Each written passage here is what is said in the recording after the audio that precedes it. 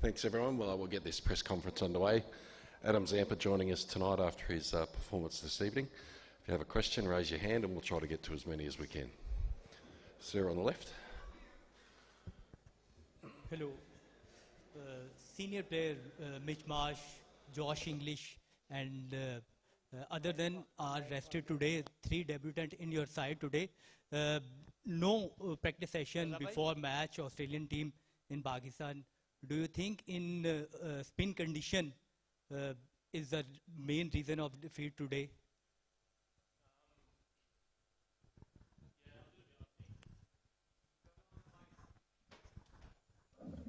Yeah, a little bit. I think when you look back,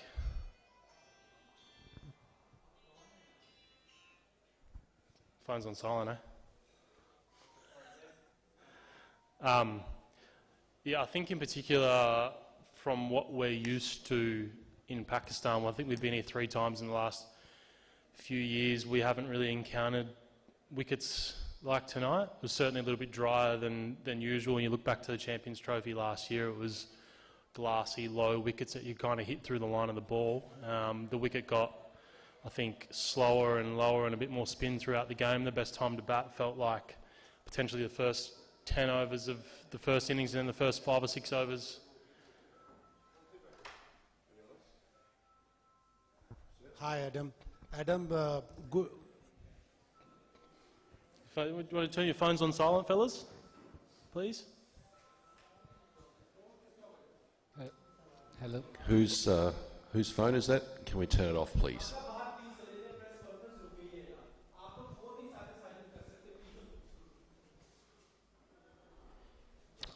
Here? Sorry about that. Yes, sir. Adam, with this sort of pitch, clear indications that what you will be getting in the World Cup in Sri Lanka and India? Definitely Sri Lanka, I think. The wickets that we're used to in India, particularly the experience of playing against India and then also in the IPL, the wickets are pretty good and not spin as much as probably tonight. If anything, the challenge in Pakistan is the low bounce.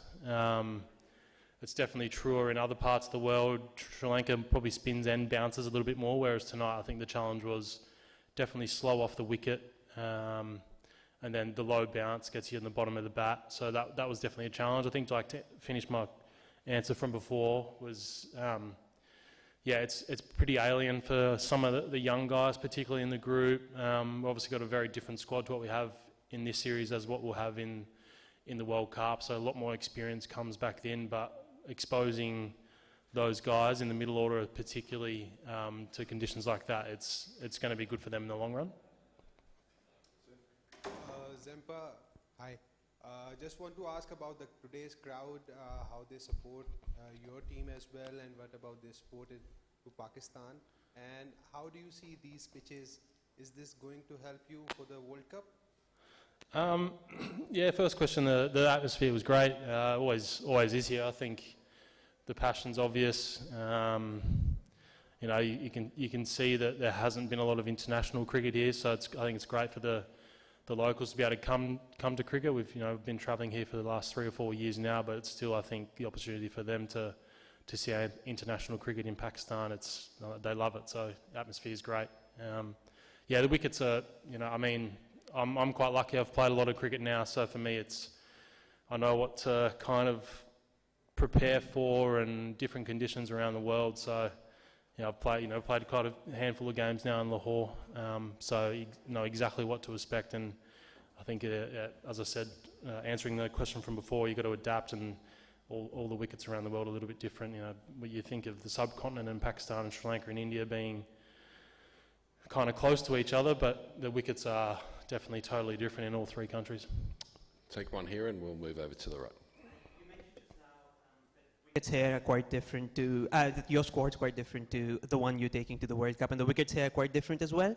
So I just wondered whether you view this series as an extension of your preparations for the World Cup or just totally separate from that?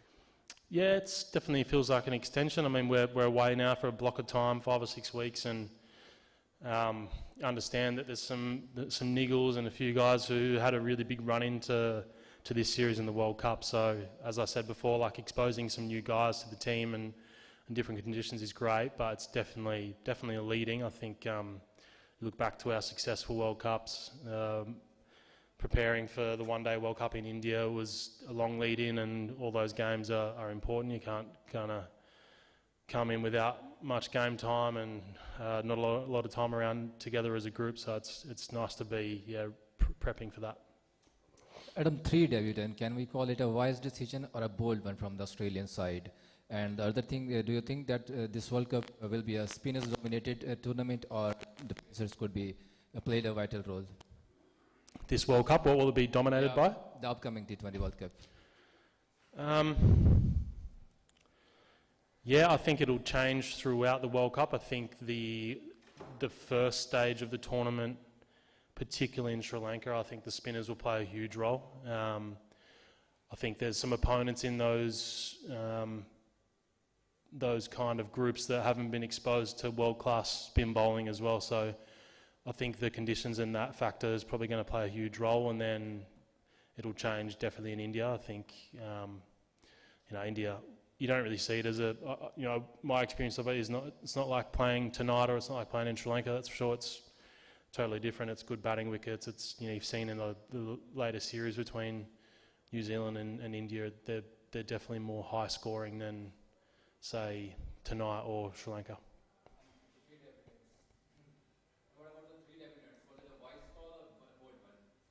What's that, sorry? 3 debutants? Yeah, again, great exposure. I think Marley Biedman had a great BBL and deserved to be called up. He bowled superb tonight, and then Matt Renshaw is someone who's dominated T20 cricket and has improved his white ball game in the last 2 years. So I've seen him play in the Big Bash. The way he goes about it is really proactive and powerful as well. So he ran himself out tonight.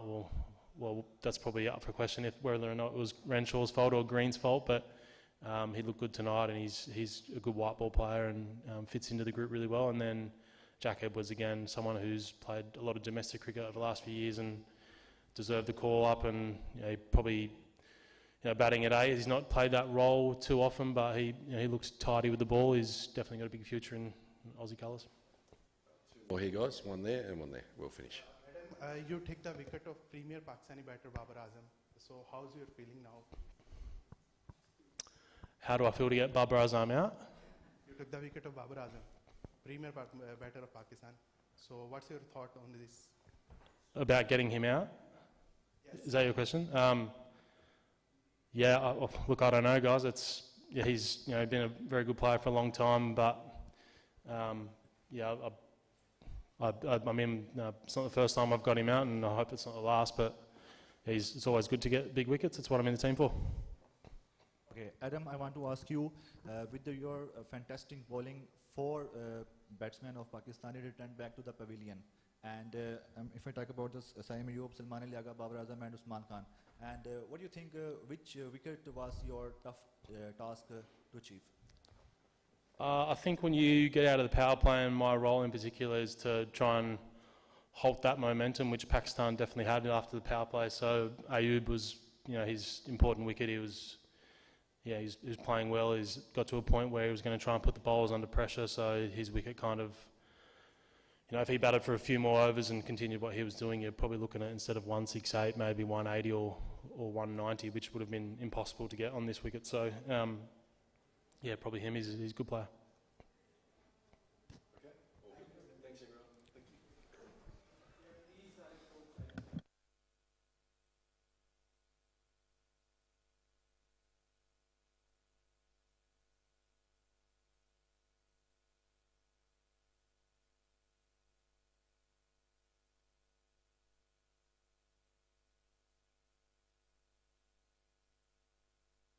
Hello.